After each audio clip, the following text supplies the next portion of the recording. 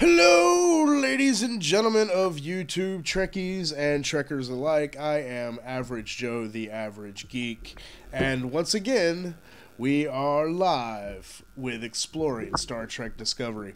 Today we will be talking about Episode 10, Despite Yourself, and it was amazing. Absolutely, without a doubt, amazing. I'm supposed to be having Pat here, but it seems like we just dropped Pat for some strange random reason. But in 7, I do have Mr. Kevin Stallings. What's going on, Kevin? Yeah, well, before we get started, Joe, I would just like to make a plea to the executives and all the people involved in creating Star Trek Discovery. I have a very simple plea to you, and that is, please, please, please, let Jonathan Frakes direct every episode of Discovery from here on out. That, sir, is the absolute truth. That is beyond a doubt. That is the absolute truth of this whole thing. I can't believe how amazing this episode was, dude. Yeah. It is straight legit. All right, we got a Pat. We got a Pat back. How you doing, Pat? Pat's back. All right, man. So, Doing all right. What's up? oh man, not much, man. Just kind of rocking and rolling, doing this whole thingamabob of a show. I'm glad we're back up and running. We had some technical difficulty Monday night, the first time we tried to stream this show, but I've put some wizardry into it, and it seems to have been repaired. So yeah, I loved every single thing about this episode. Before we start getting into a bunch of the nitty gritty, let's run through and let's do our personal little reviews of the episode. Kevin, you're up first, man. Man, it was worth waiting 2 months. It was worth waiting 2 months for. I love it. I agree. Loved every second of it. A little tiny technical nerdy thing was we finally get to see the worker bees on a show. Yes. They're always talked about, but we finally get to see them.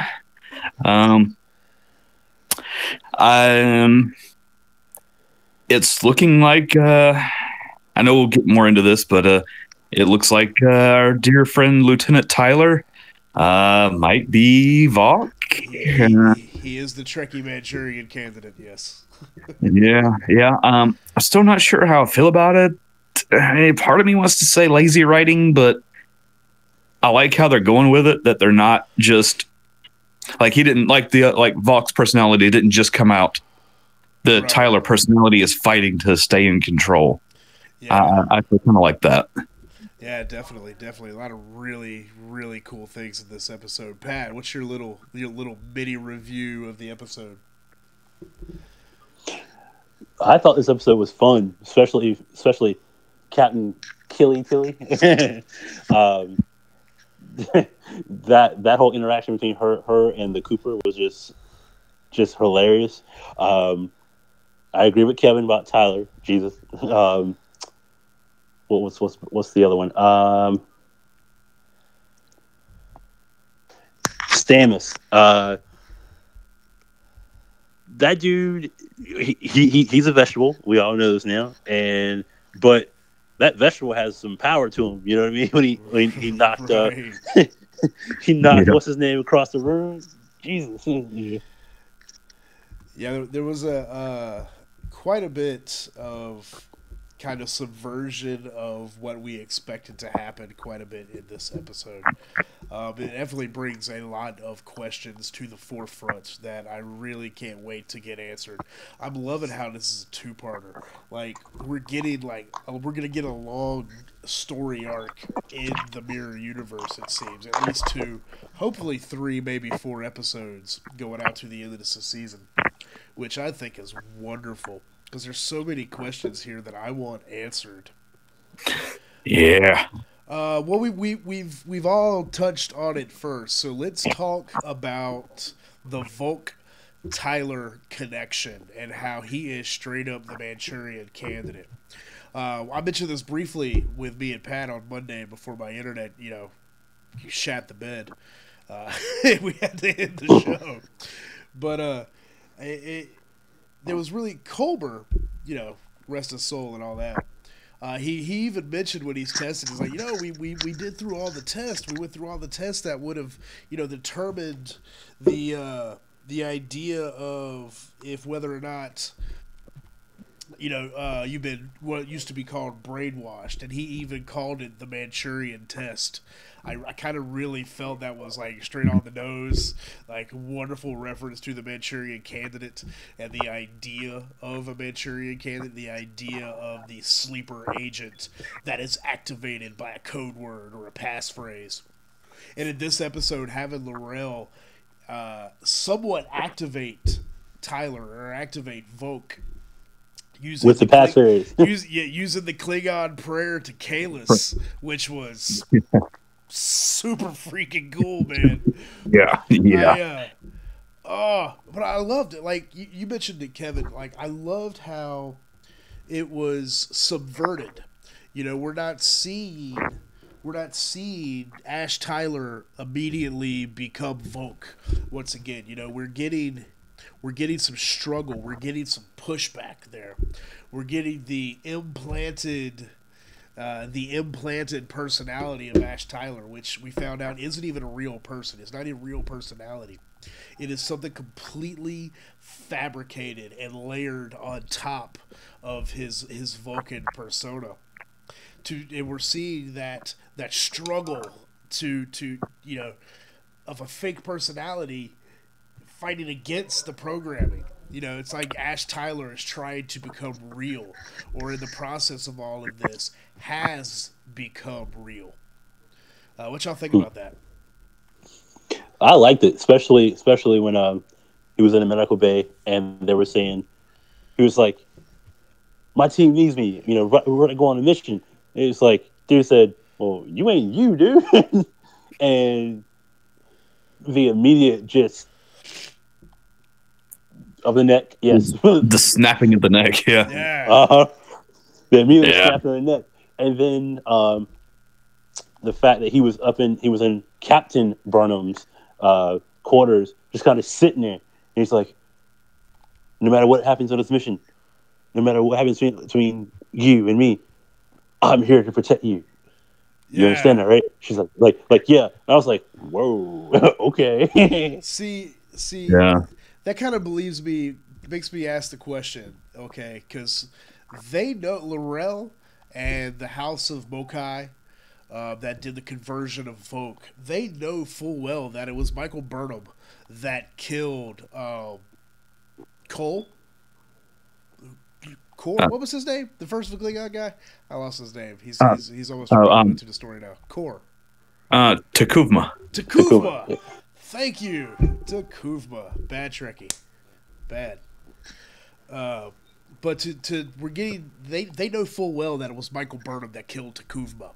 So it kind of makes me wonder if Tyler / Volk's feelings for Michael Burnham is fabricated. If that was done on purpose to get him close to Burnham to exact his revenge. Because, revenge is a dish best served cold. Cold, yeah. What do you think about that, Kevin? That's definitely a possibility. He's definitely gravitating. He's gravitating toward her with an attraction, almost like Vok was gravitating toward Laurel. You see, it's almost like a parallel between those four characters. Oh yeah, nice. I didn't even think about it that way. It's you got the Tyler Burnham connection and then the Volk Laurel connection. That's pretty. I didn't even think about that. That's good, man. What do you think, Pat? I agree with Kevin because you saw when she quote unquote activated Volk that they're about to make out before Tyler snapped back and went, "Whoa." Pushed Laura, put the phaser to her. Was like, "What? You gonna tell me what you did?" Right. And so that's gonna be interesting. when all hell breaks loose, and we all know it will. That's going to be interesting. Will. Absolutely will. Cannot wait to see that happen. So we've got to talk about the Culber scene. We get some really nice Stamets and Culber stuff in that relationship, which seems to be a wonderful relationship. And I really enjoyed how Lorca, kind of hypocritically so, but Lorca's such a great character. I bought it. Tell Culber that he's a little too emotional and that his medical objectivity might be compromised. Thank you, good word. When dealing with Stamets, which is true. More than it seems to be true. Of course, at the same time, Culber appears to be an amazing scientist, an amazing medical officer. So maybe not.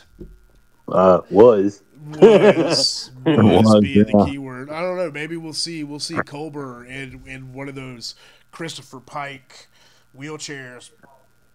Beep beep beep beep.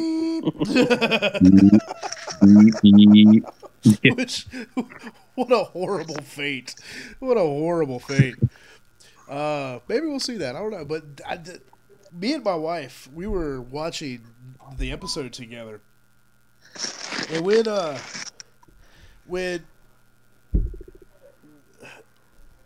when Tyler was discovered and Culber approached Tyler is like, no, you can't stay because I don't think you are you, which was a great line. And then Tyler just clicked and just snapped his neck, man. The thing was that scene, Culber was concerned, not like, oh, you're not you per se. He was trying to help the dude. You know what I mean? Yeah. He wasn't. Oh, you're a spy. Because he was trying to help him. He said, right now you aren't you. We don't know who you are at the current moment. Yeah, and he absolutely. He said, dude, they opened you up. Shortening your bones and all this other crap. I mean, the removal of organs. Like, they removed Klingon organs. They went the process of turning Tyler from Klingon into human, and so human that it would fool Starfleet Medical, which is some of the best medical technology in the galaxy. Holy crap, that conversion is insane. Absolutely insane. Yeah. But a deeper scan showed all that, though. So yeah. And just think about how intensive it would have to be, because we know from Next Generation that the Klingons have an 8-chambered heart, and they have like backup redundant organs. Yeah. So they would have to almost basically tear out his heart and rebuild it, remove all these redundant organs, change his DNA. That's brutal. It was extremely extensive, and that's why Culber pointed out all of the scar tissue that had built up around his organs. I mean, I can imagine that Ash Tyler is in constant pain that we haven't necessarily heard of, but I can imagine he's just in constant fucking pain. Oh yeah. When he jumped up and snapped Culber's neck, it was legitimately shocking. I don't know if we've seen that in Star Trek movies before, I believe, but see that in the TV series, like, whoa! Like, I just remember sitting back and going, holy crap, did that just happen? My wife just said it was like legitimately shocking. Yeah, he just left the body, dude. Yeah, it takes a lot for me to to make my jaw drop, but that did it. Yeah. Let's see. It's a Small World 1 in chat goes. I think he agreed about assuming people's gender, shouldn't do that. 21st century and all that. But they agreed about Michael Burnham and Ash Tyler being drawn together like we spoke of, and they posited that and then they removed Klingon organs and added human organs. So maybe that's where the weird stuff kind of came in. So, in all intents and purposes, he's human. All intents and purposes, he is human. Human enough to completely fool Starfleet Medical, and Starfleet Medical So is legit. I mean, can he go back? I mean, at this point, does he want to go back? Yeah. Well, remember what L'Rell told him when he was going to the house of Mokai, and he asked, "What am I going to have to give up?" And she told him everything. Like gave up his species, gave up his identity, gave up his personality, gave up everything that it meant to be Klingon. For the purpose of infiltration. Like, this is some next level Romulan stuff. like this is some next level Romulan stuff. Yeah, it's easy to turn a Vulcan into a Romulan because they're technically cousins. So, but I mean, they're the same species. To go from Klingon to human. Jesus, man. That's a hell of a conversion. That's absolutely hell of a conversion. Now, Joe, you bring up an interesting question with what you said. Could the House of Mokai have some ties to the Romulans? Maybe. Well, because we know it might not have happened yet in the timeline. But we know at some point in the timeline there is that treaty between the Romulans and the Klingons that allowed the Klingons to get cloaking technology. Now that the T'Kuvma's ship of the dead has been destroyed, that cloaking technology is harder to replicate, or they might not be able to replicate it. We don't really know the specifics of that. But at some point in the Trek timeline, that is going to happen, where there will be that reliance between the Klingons and the Romulans. It was supposed to be right around the time of the Klingon Federation War. So theoretically, that's happening right now. So maybe you're right. Okay, we know the ship of the dead had the cloak, but that cloak was cloned. Remember? They did replicate it multiple times on multiple ships. Yeah. What's his name had it before? The dude with the hand, a bloody hand on his face. Yeah. Well, the idea is, making a copy of a copy of a copy of a copy. You're going to lose integrity. So maybe the thing is, we don't really know. I can't wait to find out, but we don't really know. All right. So, we're in the mirror universe and everything. What do you guys think about the mirror universe? Hail to the Empire. No. Yeah, bring it on. Let's do fucking Terran Empire. I've always enjoyed the mirror universe episodes, and this was. Yep. So I mean, Discovery, we're at the height of the Terran Empire because when we see them again in DS9, the Terran Empire is wrecked. Well, technically, the next time we see them is the original series. Oh, okay, got it. Yeah. About 10 years from now. This is So remember, in the original series, they go back and they had this. They had the interaction with the Defiant, which we saw, and that's a whole other conversation because it triggered a lot of people. So we're gonna get to that in a minute. Yeah. It triggered the hell out of a lot of people. I heard Defiant went, what? Yeah. And then you got some people like, wait a minute, the Defiant's a little ship in DS9. Like, no, the original USS Defiant from Mirror original series. The Constitution class vessel that went thrown back in time about 100 years into the Terran Empire. Mm-hmm. So we saw that was actually really cool. Yeah.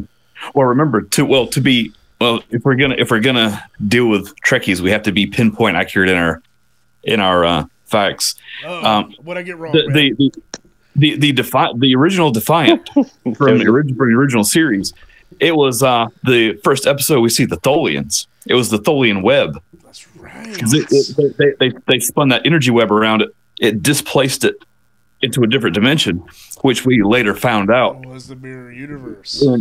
in Star Trek Enterprise was the mirror universe. Not only did it displace it, it threw it back in time. Thank you for the clarification there, sir. So when the Trekkies come, and they will, we'll have our facts and be able to defend ourselves properly. Right. See, this is why I got you guys on here. Devin. This is why I got you guys on here, because I can't remember every single fact, man. I'm a bad Trekkie. I swear I am. I love it, though. I just can't remember everything. I used to, but I'm getting old. I got kids. The brain is full. And I have a theory in regards to the mirror universe and Discovery, but we'll get to that later on. We're talking mirror universe right now. Now's the time. Go for it. Oh, well, okay. My theory is, so Discovery wound up in the mirror universe because of the spore drive. My theory goes, the reason we don't see spore drive, in original series, in Next Generation, DS9, whatever, when they get back to the Prime universe, and Starfleet finds out what happens, and they're like, okay, so this spore drive kicked you into another universe. Okay, so spore drive is now banned because you can get to this other universe that way, and we don't want them getting back to us. Well, and Section 21, Section 21. That and the extreme ethical concerns when it requires a sentient navigator, and it royally scrogs them. Yeah, yeah. Not to mention the fact that the Discovery from the mirror universe switched places with the Discovery from the Prime universe, and is now in the Prime universe wreaking havoc. I want that episode. I want that episode, or at least like flashes to it or cuts into it or something like that. Like, I want to see Captain Killy in the Prime universe, trying to figure out these peaceful, weedy-fied Federation types. I mean, do you want an episode, or do you want like a flash while an episode's going? Meanwhile, in the present. I'll be happy with any of it. Although I think a full episode from the mirror Discovery under Captain Tilly, a full episode would be super awesome. Super awesome. I think if and when the Discovery gets out of the mirror universe, they're going to meet the other Discovery, and it's going to be a fight. Oh, I would love that. I just got tingly in my Trekkie bits.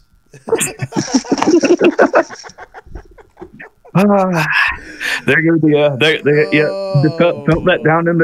felt that down in the trecticles. The trecticles. Oh yes. Oh yes. Nerdy squee. Oh, that would be awesome. See Lorca, or better yet, Tilly versus Tilly. Tilly versus Tilly. Yeah. That would be awesome. I think Prime Universe Tilly is going to be forever changed. Like, she's going to know what she is capable of as a human being now, because she's always had that kind of bit. Like, she doesn't know what she can do. She doesn't know what she's fully capable of. She knows she's intelligent. She knows she's first in her class. She knows that she's so good that as a cadet, they moved her to an experimental starship. Like, she's great. And she's great at her job. But she doesn't believe that yet. I love the interaction between her and the Shinzo. Yes. Oh, yeah. What did she say? That was funny. If you greeted me like that, Connor, I would cut out your tongue and lick my boots with it. Like, what's that meme where everybody just goes, oh!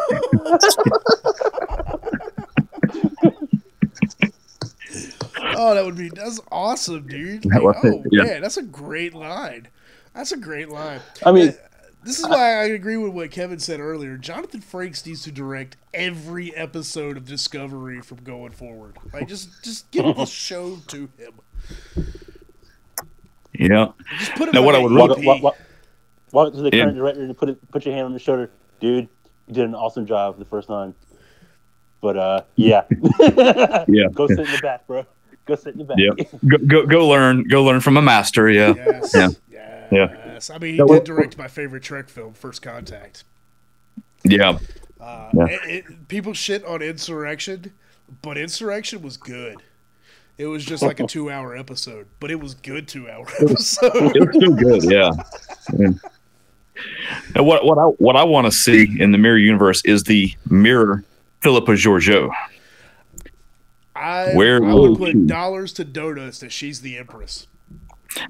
That would be awesome. I would love to see that because they never said who Burnham killed to get command of the Sinjo. That's right. In the Mirror Universe. So. That's right. Maybe she was appointed captain after Empress Georgiou left command or something. But I would put money because we know that Michelle Yeoh's coming back. We've known that for a hot minute now. Oh, really? It's pretty well known that she is coming back. So that being said, dollars to donuts, she's the Empress of the Terran Empire. Oh yeah. Now, whoa! How would Burnham react to that? Though? That'd be sick. That'd be sick. Yeah, that would be something else. It would be something else. Yeah, and that would tie into why Stamets kept repeating, "Stay out of the palace." Oh yeah. Oh yeah. Yeah. See, Stamets is an oracle now. Like, yeah, he knows all. He sees all. The enemy is here. He's the he knows all, he sees all, he can only talk cryptically though. So you're screwed. that is the curse of the ancient oracles. Yeah. He's become the Star Trek equivalent of the hybrids in Battlestar Galactica. Yes. He's just not sitting in a pool of water constantly. See, this episode was so dense. There was so much to digest. I loved it. I loved it. I love the design of the Terran uniforms. You know, with that with that Green Ranger armor that goes over the shoulders. It's almost like Warhammer armor, kind of. Yeah, that's pretty cool, man. I'm digging it, man. The fight scene between Burnham and Connor in the turbo lift. That was wicked. That was really good. And you can see Burnham's skills in Susmana, the Vulcan martial art. Man, she was in Fight to Survive mode. I was sitting there going, "Come on, man! I thought Vulcans had some badass martial arts. You ain't using none of this crap. You moving to survive." Dude, as somebody that studied for a long time before I got fat and had kids and all that kind of stuff, that's how it works. Like, you can learn the most amazing martial arts on planet Earth and have 100 kata and be, perfect black belt, whole 9 yards. But then when it actually comes to having to deal violence to defend yourself, all that shit goes out the window and you act on instinct. Now, that being said, hopefully you've trained enough that technique becomes your instinct. But it's ugly. It's ugly, man. It's ugly. Yeah. And again, think about the beast. Yeah. And think about who she was fighting. She was fighting somebody that she knew from the Prime Universe, somebody that she watched die. Yeah. Someone younger, stronger, faster. Yeah. Good episode. Okay, Damn episode. But I liked it there because he pulled that knife on her and she disarmed it. And he goes, "Huh? I don't need the knife. It just went into her. It was like, dude. Yeah. To pull the phaser gets popped out, man. Oh, it's a great little combat sequence there. And that dude still kept coming. I was like, all right, you pull a knife on it. She'll knock out of your hand. Put a gun on you. Knock out of your hand. And you just don't care. Okay, cool. Just keep going. There's a lot of things that Discovery is getting right. But a lot of Trekkies are going to disagree with that because there's still a cadre of people out there that think this show is garbage. That every frame of this show is garbage. And it's irredeemable trash, and they'll never watch any of it. And to them, I say, but... Yeah, fine, don't. Yeah. But there's one thing that Discovery is getting right, and it's its use of action set pieces. Oh, man, when the action gets loose on this show, it is genuinely thrilling. Like ship battles, hand-to-hand combat, phaser fights. Like, they really know Trek action, which is really cool. Yeah. So what do you think about the finding out who everyone's counter was in the Universe universe? All right, we know Tilly was the captain. Barnum was the captain of the Shinzo, but she left to go look for the traitor Lorca. Right. So they go on. They disguise, put on disguise and everything. They go into the Shinzo. I found the traitor's Lorca. He'll fetch a pretty price to the emperor. Took him to the brig. Instead of putting him in the brig, you saw the end scene. They put him in the. They put him in the aptly named agonizer booth. Yeah. Oh, it's awesome! How awesomely designed too. Like, I don't know about you guys, but that whole agonizer booth scene felt right out of the original series. Like, it just looked like an original series set, which was awesome. But yeah. Before we go forward, but going backwards, back to the turbo lift when the door opens and Carter falls back. The body falls out. Yeah. Body falls out. Yeah. Burnham looks at everybody, and no.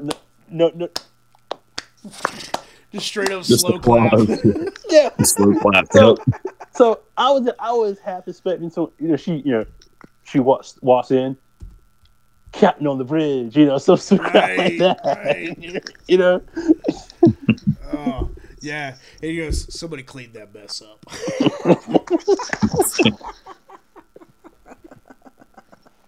It was so good. There was so many great set pieces in this episode. I loved the way the episode ended, too, with Burnham in command of the Shinzo. Like, this, because that's where she was supposed to be.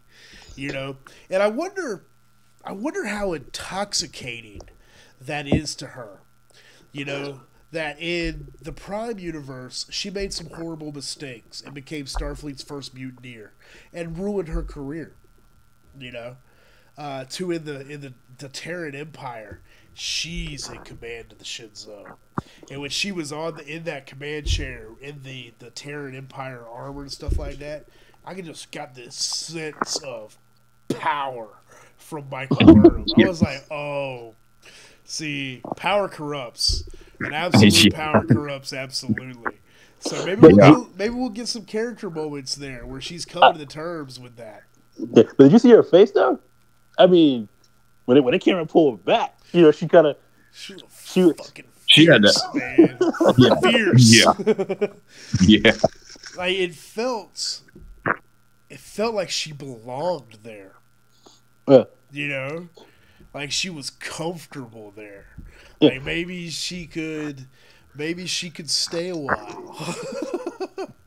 Exactly. Power is seductive. Yeah, but you saw the preview of the next episode. They go on their first mission, her as the captain. Yeah. You hear that little monologue, saying, how do you cope with the decisions you make, yada yada, and it's gonna get Sunday's gonna be serious. Absolutely. Hello.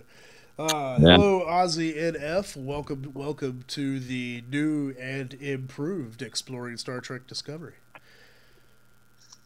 Many people added on in the chat room there. Oh, dude. So the Shinzo goes into warp. The Discovery is supposed to follow at a safe distance, though, right? Yes. Okay. That's the theory. Okay, speaking of ships, can we talk about the Defiant? Can we talk about the Constitution class? Now, there are two trains of thought as to what is going on with that Defiant design. One train of thought is that is the new Constitution class design. The other train of thought is that Constitution class design has been retrofitted by the Terran Empire over 100 years. Where do you guys lie? Are you that's the new Connie, or that's a refitted Terran Connie? Kevin, you're the ship guy. Let's start with you. Well, you got to remember what we saw was a holographic schematic. Now, you can interpret a visual of you could interpret anything from that, really. Now, logically, that ship at this point is 100 years old. Logic in any ship in any navy, even the navy we have now, they undergo refits. They switch stuff out, they change stuff, they add stuff, they take stuff out. That's just how a navy works. Right. So yes. So the body's old, but the insides are new. Basically, you're trying to say, right? Well, I think it's they would naturally have to do maintenance on it. They would naturally upgrade. They would naturally examine the ship and reverse engineer anything they could, and then they didn't make improvements on it. Then they'd install said improvements. So I think it's both. I think it's been retrofitted, and I think this is the new interpretation of the Constitution class, which it looks. I mean, it's a reinterpretation of the same design. It doesn't have to look exactly the same. Yeah, it's not as drastic a redesign as the J.J. Abrams Constitution was. Not at all. That was a pretty drastic Constitution ship design, especially with the nacelles and all of that. It seems to be much more in line with what we know of the Constitution class from the original series. Yeah. Some interesting things like the wedges cut out of the saucer section and the additional pylons on the nacelle pylons. The nacelle pylons had a little bit more of a bend. Yeah, they had a little bit more of a bend and had some kind of structure in the bend that had like fins on it. Yeah, it's definitely different. I mean, it's still read Constitution class to me. Yeah. Oh yeah. I mean, and even if they did, if you refit something, it's gonna change how it looks. I mean, in the Prime universe, nobody wants to talk about Star Trek: The Motion Picture, but still they refit. Still better than 5, yeah. But think about it. They took the 1701, the USS Enterprise 1701, and refit it. That whole thing was a refit. So it looked completely different in the first Star Trek movie than it did in the original series. So I mean, it was still a Constitution class ship. So yeah, absolutely. Because how many different refits of the Constitution class have we seen? I think somebody online said that we've seen 10 different versions of the Constitution class. It makes sense. I mean, I'm cool with it. I thought the design was pretty cool looking. It did have some very Terran Empire nods on it, so I do feel like it's a retrofitted version of the Connie. But I think it's pretty cool looking myself. I kind of hope we get to see it. Cool. Oh yeah, I want to see it. Yeah. And then maybe a couple episodes later, we see the Prime Universe Constitution, so we can get that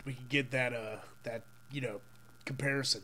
Maybe we'll get a schematic of the wireframe schematic of the Enterprise pop up on one of Discovery's view panels, and we can kind of take a look at it and go, oh, that's the difference. Okay, that's cool.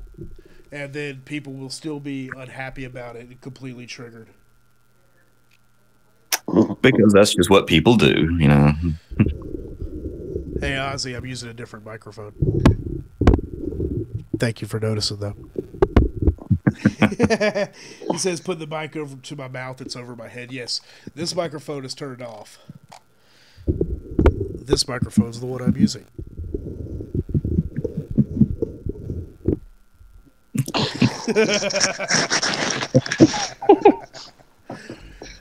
Good eyes, though. Man, let's see. Where else? What else?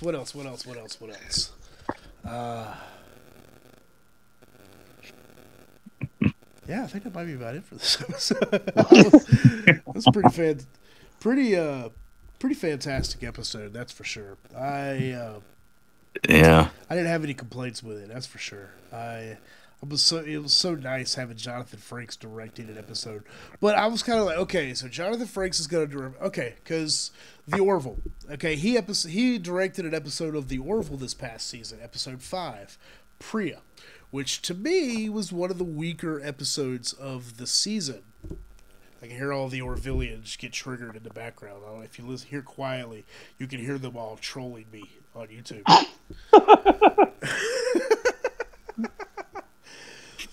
So I was kind of concerned, like, okay, because that episode was really cookie cutter. It felt like a straight up Next Generation episode, which wasn't a bad thing. It wasn't a bad episode at all. But it just felt like safe. It felt like a Next Generation filler episode. Yeah, it just felt really safe. And I'm like, oh, look, Jonathan Frakes, he directed Insurrection again. Which wasn't bad. It was just really safe. This episode for Discovery, his turn at the helm of Discovery was definitely different. Yeah. This episode for some reason brought out the conspiracy, not a conspiracy theorist, but the speculative theorist in me. I started thinking about Lorca.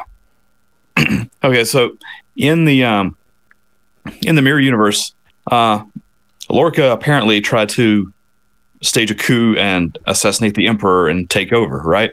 Right. So, and then they said Lorca disappeared. Nobody knows where he's at. Well, what if the Lorca we know is the mirror universe Lorca come back using the Discovery to try to take over again? See, and that whole thing of him using Burnham to get onto the Sinjo is just his way of trying to get back into the Imperial Palace to try to kill the Emperor and take over again. Maybe. There's been speculation from the very beginning that Lorca is from the mirror universe. I don't necessarily have subscribed to that theory, but it's not a bad theory into itself. Maybe. But the only solution... It's probably not, but, it's just fun to speculate. Well, yeah, but the only solution to that theory, so it become full circle, so to speak. Now, you say the Lorca we have met is the mirror universe Lorca, right? So, but every universe has a double. So,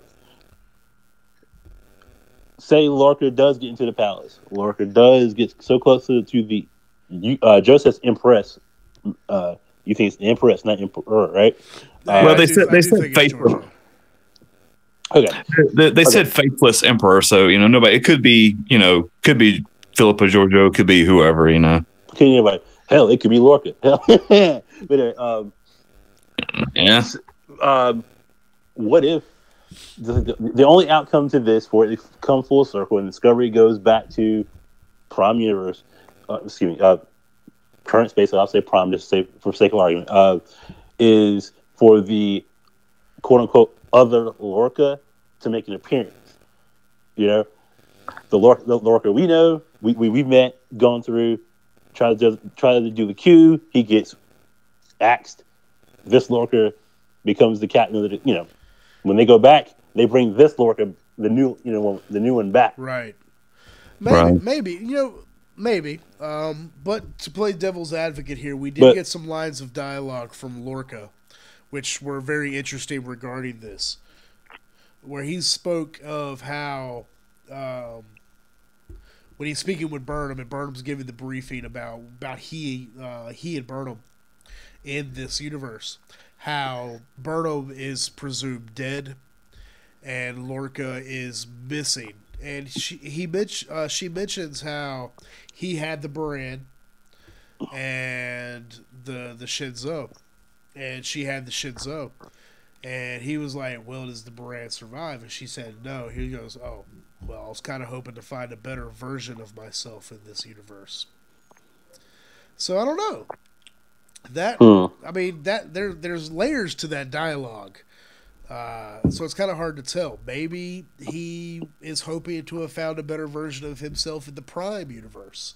Maybe he was hoping to find a better version of himself in the Mirror universe. It's very kind of ambiguous dialogue. We don't really know, but I found that bit of dialogue interesting. But well, not really. But Byrne also said that Captain Burnham went off to look for Lorca. Yes. And they're both gone.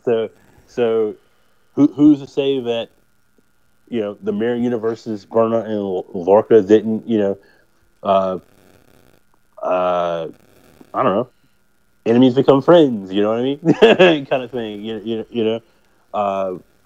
Or hell, they could have just shot themselves to death. We don't absolutely. know. Yeah, we don't know. So, and if you hear the dialogue like you quoted from Lorca, I hope to find a better version of myself. That on face value alone, just hearing the words, you go, well, damn, well the Mirror Universe Lorca is dead. Yeah. It's very interesting stuff. Now Ozzy NF in chat actually had a very interesting point. He goes, I think they will use Mirror Universe stamets to pilot the spore drive to get back to the Prime Universe. Either that, or they're going to go find the Tholians. Which was also implied to happen. So who knows? Maybe we'll get Mirror Universe Tholians. Well, hold on. Cool with that. I think it's cool, but when you remember the scene in the mirror when Stamets walked off, and we saw the Mirror Universe Stamets, that dude had a creepy smile on his face. So I do not think you can trust that one. I mean, that's one of the really fun things about this series is that this series is not predictable. This isn't the same Trek we watched as teenagers in the 90s. No, it's not. But and that's a good thing. That's a good thing. Well, yeah, it is. But remember, before we went on the hiatus, we all had these theories of how it's going to go, In the first 5 minutes, the first things that popped in our head was everything we said was confirmed, flat out. That's the first thing that popped in my head. All I said was confirmed. Everything's confirmed. Yeah. I don't think the Voke as Tyler thing was as big of a twist as they were wanting it to be. Because we all pegged it? Yeah, I kind of felt the writing was on the wall there from the very beginning. As did probably most of the Trekkie community. I know we all had that idea right from the very beginning. Like, oh, look, it's Ash Tyler. Hey, we haven't seen Voke in a few episodes. I wonder why. Yeah. The fact that he showed up so quickly after Voke disappeared. Yeah. And they're played by the same actor. Like, there's a few things that kind of just ruined the surprise early on in the series. But was it still satisfying? Yep. Oh yeah. Yeah. Absolutely. And especially, like I said, especially since they didn't go the whole route of, she says that one phrase and Volk automatically comes back. Yeah. Tyler's fighting to hang on. So I like that. I like that twist on it.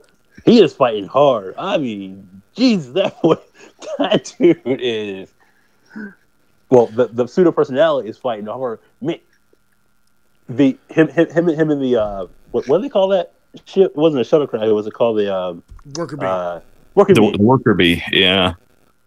Damn, you see the sweat in that voice on that dude's like, God. Now we talked about this briefly in a few episodes back of our show, where what if Volk and Laurel are the ones that end the war?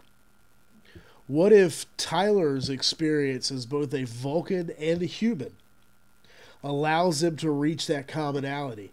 And what if it's Ash Tyler / Volk that ends up winning the war or ending the war through what Star Trek is about, which is the peaceful resolution of issues?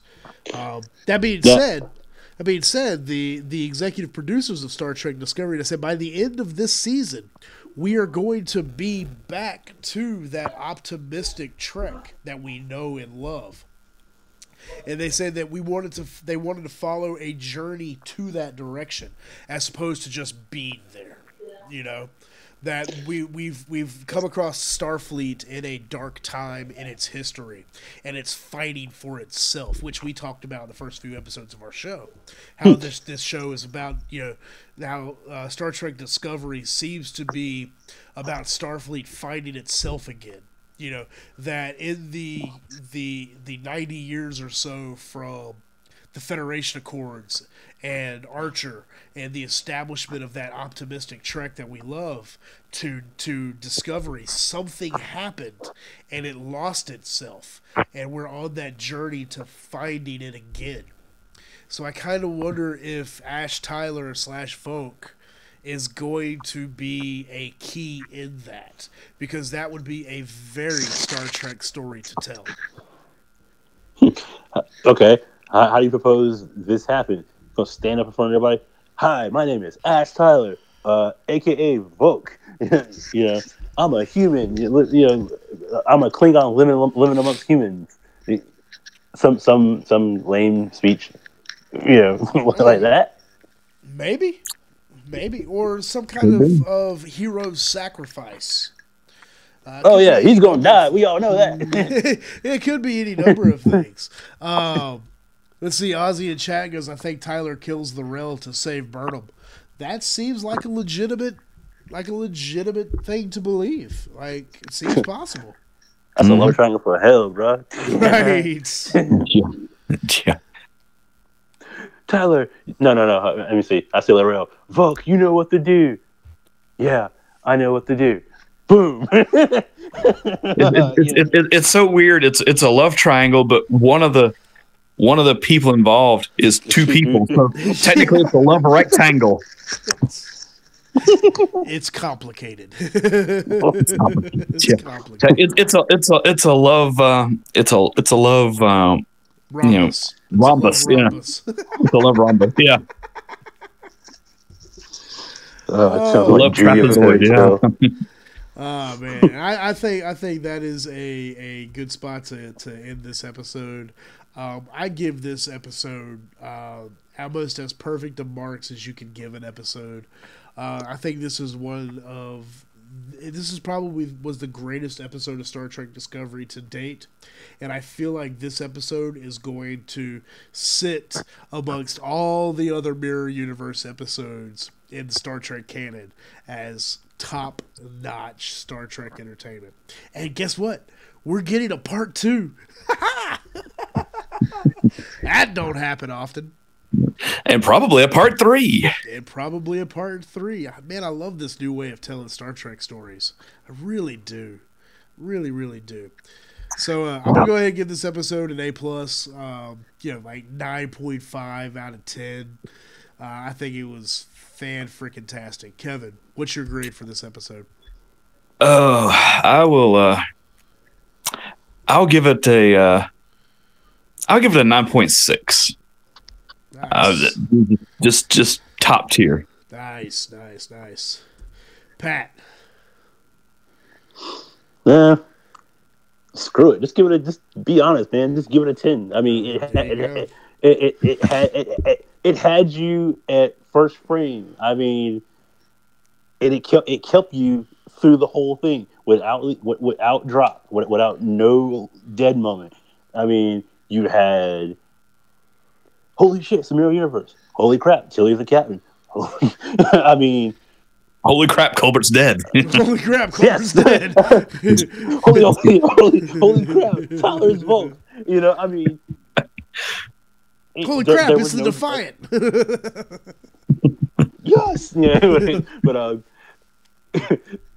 yeah, no drops whatsoever. Because all shows will have that dead moment where you go, damn, it had a peak and then this valley and then there's a peak and damn, this was just straight peak and it didn't let you go.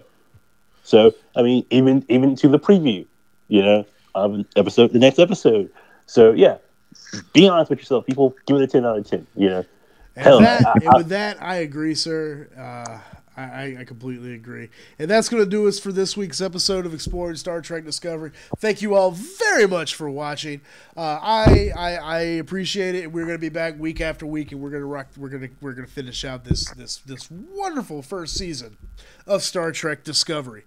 Make sure you hit that thumbs up button. It really helps the channel out. Remember to hit that subscribe button so you never miss an episode or any of my wonderful geeky Average Geek Joe, the Average Geek videos. Share the videos around. Yeah, let's make this a community. Thank you all very much for watching. I am Average Joe, the Average Geek, for my bridge crew, Kevin Stallings and Pat Whitehead. We thank you very much for watching. Peace. Peace.